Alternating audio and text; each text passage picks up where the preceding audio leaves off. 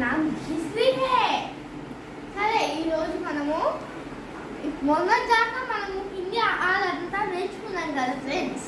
ఇప్పుడు హిందీ పదాలు నేర్చుకుందాము. హిందీ చదువుకునే వాళ్ళందరికీ చాలా మందికి ఒక డౌట్ ఉంటుంది. హిందీలో చివరి అక్షరాన్ని ఎందుకు సగమే పలుకుతాము, పూర్తిగా ఎందుకు పలకము, దానికి దీర్ఘం ఉంటే పూర్తిగా పలుకుతాము ఎందుకు అని ఆ డౌట్ ని వీడియో క్లియర్ చేస్తుంది. సరే మనం ఇప్పుడు విషయానికి వద్దాము. ఘర్ ఇదేంటి? ఘర్ చూడండి. ఘర్ కి ఇక్కడ మేము ఘర్ అని ఇక్కడ ఎందుకు అంటున్నాము అది మీకు వీడియో మధ్యలో తెలిసిపోతుంది.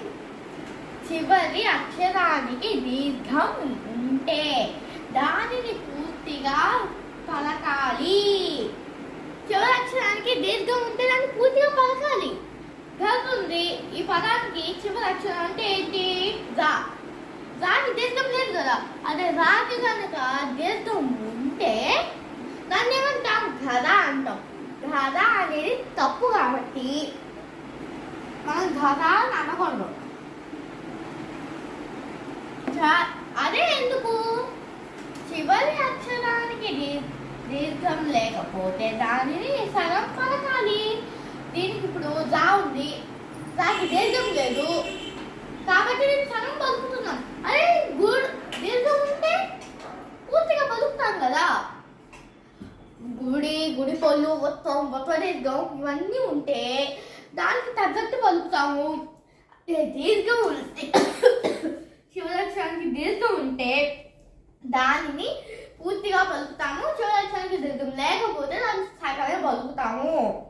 అది హిందీలో ప్రిన్సిపల్.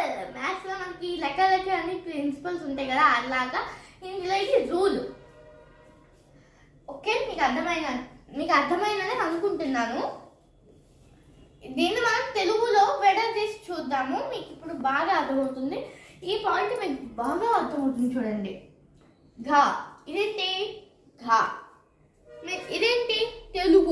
తెలుగులో ఘా, ఇది హిందీలో ఘా. ఇదేంటి మరి? రా. ఇది రా. రెండు రాలే. ఇది హిందీ, ఇది తెలుగు. అట్లా ఇదో హిందీ అక్షరాలను రెండింటిని కలిపితే ఇది వచ్చింది ఘర్. మనం ఇది చివర ఇక్కడ మనం జా అని పలికాం కదా, ఇక్కడ ఎందుకు జ అని పలుకుతున్నాం? అదే ఇక్కడ పైన మొత్తం మీకు ఎక్స్ప్లెయిన్ చేసింది మేము. అదే తెలుగులో చూడండి. దీన్ని ఘర్, దీన్ని తెలుగులో రాస్తే ఘర అయింది. ఇదిగోండి. ఇదిగోండి. ఇది ఘా. ఇదేంటి? ఘా. ఇది రా. మొత్తం కలిపాడు. తెలుగులో రెండు అక్షరాన్ని కలిపితే ఏమైంది? ఘర అయింది. ఇదేంటి?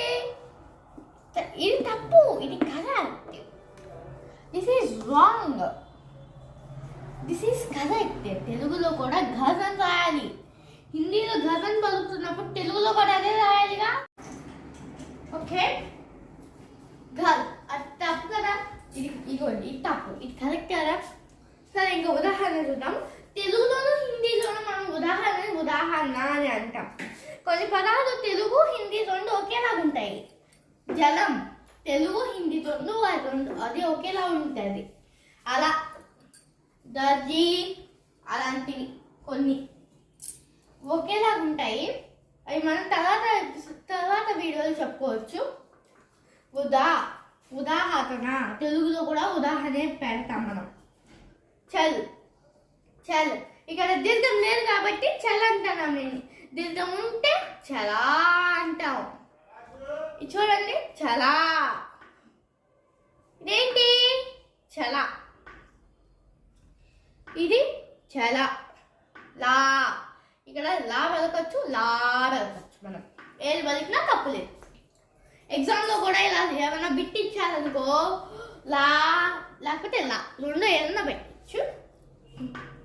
జల్ అంటే జలం, నీరు. జల్ ఇక్కడ తెలుగులో రాసాను, ఇక్కడ హిందీలో రాసాను. ఇక్కడ కనిపిస్తూనే ఉంది, మేము ఒకటి చెప్తున్నాం. జలా. ఇక్కడ జల్ అని పెట్టాము, ఇక్కడ జలా అని పెట్టాము. ఇక్కడ మనం దీర్ఘం ఇచ్చాము. ఇక్కడ డిఫరెన్స్ మీకు చాలా కనిపించి ఉంటుంది. చూడండి, ఇక్కడ జల, దీన్ని తెలుగులో రాసాము. ఇక్కడ ఇక్కడ లా రాసినా సరే లా రాసినా సరే పెద్ద తేడా ఏం లేదు, మార్క్ వస్తుంది దానికి. చమక్,